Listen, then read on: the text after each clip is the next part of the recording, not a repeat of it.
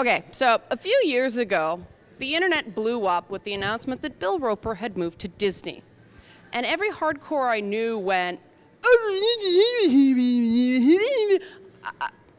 I don't speak hardcore gamer, I don't know what that meant, but I'm very excited to talk to Bill now with the launch, I won't say the release, because it's going to keep going, the launch of Disney Infinity. So great to be talking to you. Great, fantastic. I do speak hardcore gamer. Half of that was good, and half of it was you probably wouldn't want to repeat it. So it's good that you couldn't actually translate the hardcore gamer there. That's so it's sort of like when Stitch says something in Alien. Yeah, exactly, exactly.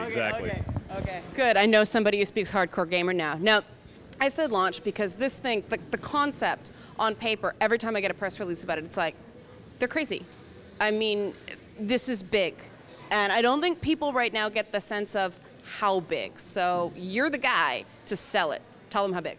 Well, massive would be an understatement. So, I mean, it really is. It's gigantic. The idea is that we're creating a platform for all things past, present, and future of Disney. And that sounds a little like a pre-scripted, canned thing to say, but it's absolutely true.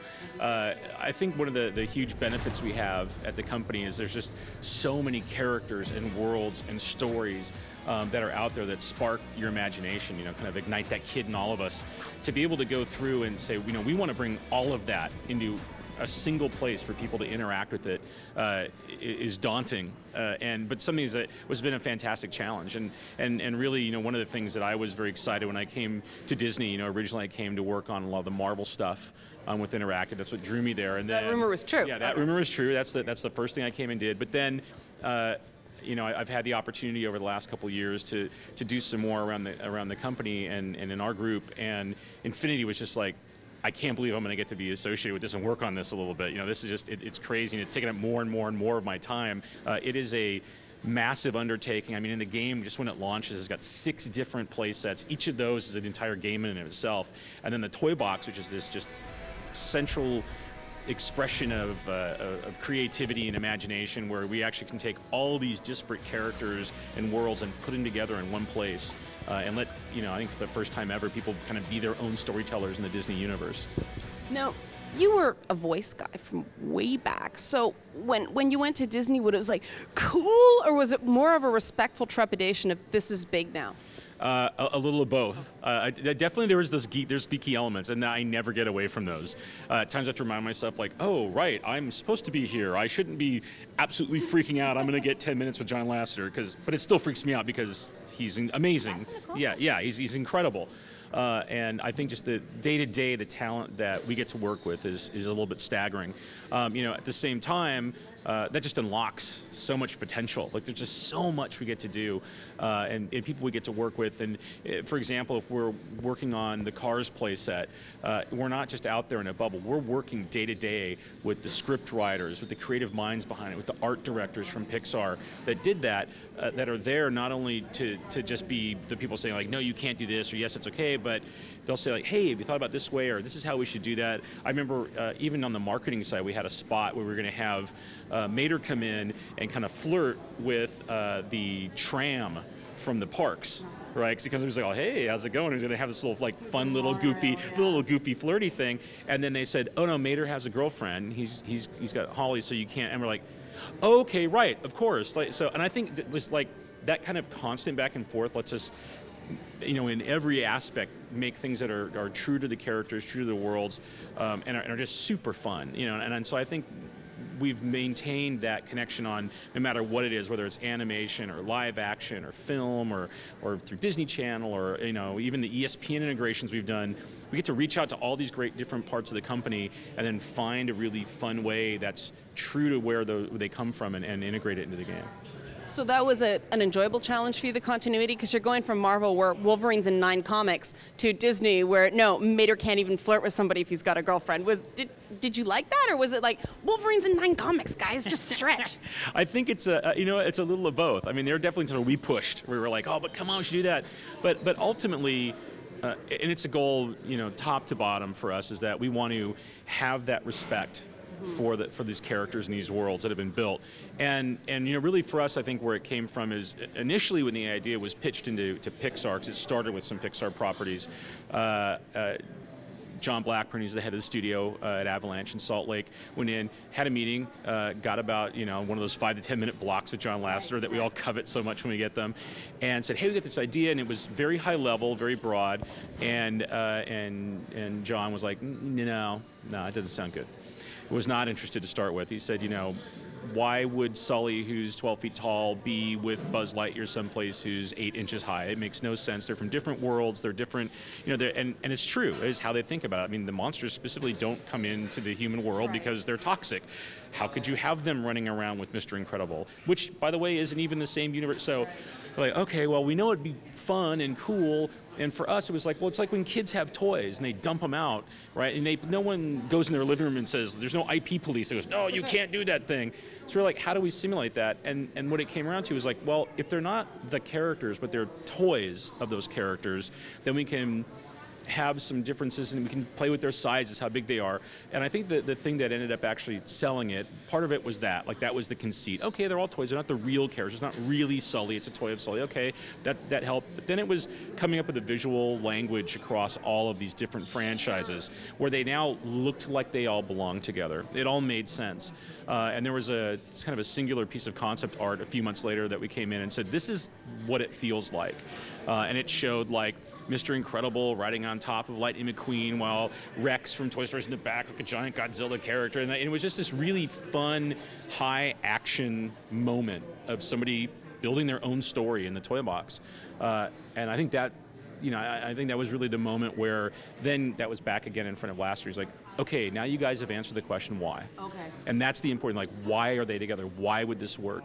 And then from there, that was the springboard to go out and talk with folks like Jerry Bruckheimer about Lone Ranger and Pirates of the Caribbean, to talk with Channel about Phineas and Ferb, to talk with Tim Burton about Jack Skellington, like all these characters we brought in, whether they're in play sets or the individual characters or power discs that we used to change what our world looks like in the toy box. It was became just this great creative conceit to talk around, saying like, we want to simulate what people do, right? They love to take these characters and make their own stories, and so that's what we want to let them do, and that's where we got into, I think.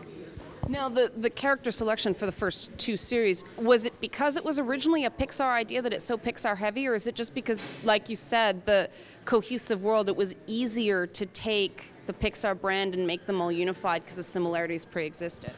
Really more the former than the latter. I mean, the worlds are all very distinct, and the character styles are very distinct.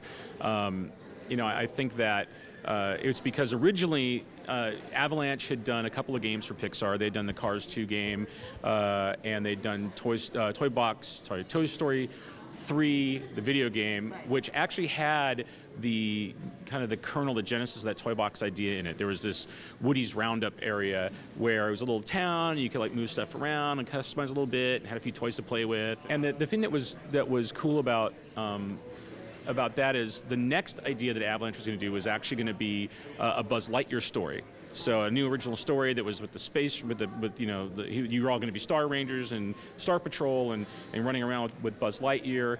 And so they started working on that idea. And they said, well, this toy box thing was kind of neat. We should do another one of those, but let's make it a little bigger and a little better. And we knew we wanted to be have internet play. So we said, we'll make it, instead of just a matchmaking lobby, we'll actually have an area where you can run around with your favorite Toy Story characters and wait. And then when you all get together, then you'll go off on the adventure, this big, awesome adventure we've built. And when we started playing around with that and getting kids to get into the very early versions of that, we found out that interesting phenomenon that you see at Christmas, when you spend all this time and attention and money and care, and you get the right present for your kid, and you put it in a box, and you wrap it up, and then under the Christmas tree, they open it up, and they tear the paper off. Right, and they put it aside, and then they put it in the box. Right, they're like, oh, right, great, that big and cool, but no, look at that, and then they put it on as a hat, and they ride around it in his car, right?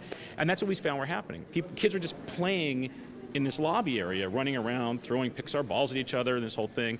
And we literally had giant signs like flashing at like, go here to play the game. And they're like, whatever, we're playing the game out here. And we realized, okay, that's some of the secret sauce here, is just don't tell kids how to play the game. Right, give them Emergent, give them free play. Like, I mean, you can have things that give them ideas or directions to move to, or different types of things to play with, little toys to play with in there.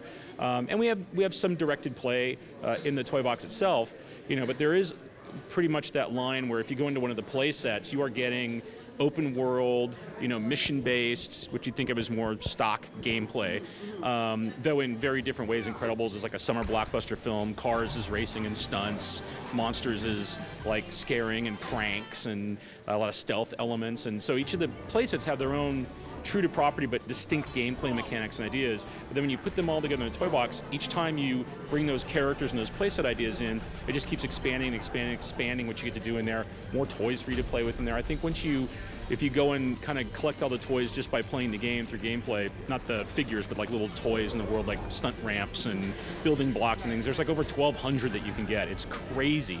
And then we started realizing that the more of those things you gave to people, the more stuff they built, the more their own things they came up with. We added tons of logic editing toys in there, so you actually have side cameras and top-down cameras, and you can put in your own gameplay logics. And we had our testers. We kind of challenged them one time. We said, "All right, make us all our coolest like '80s and early '90s games we grew up with." And so they started making stuff that felt like Galaga and like Mario Brothers, and it was crazy, right? They're like racetracks and side scrollers and top down and adventure games, and it was in pinball machines and a calculator. Like the stuff they started making was nuts, and so that's when it became apparent that that's a big part of what we're doing. A big part of Infinity is being respectful and true to those properties. But then also finding that great way to allow people to just kind of mix it all up, mash it together, and then make their own games or their own stories.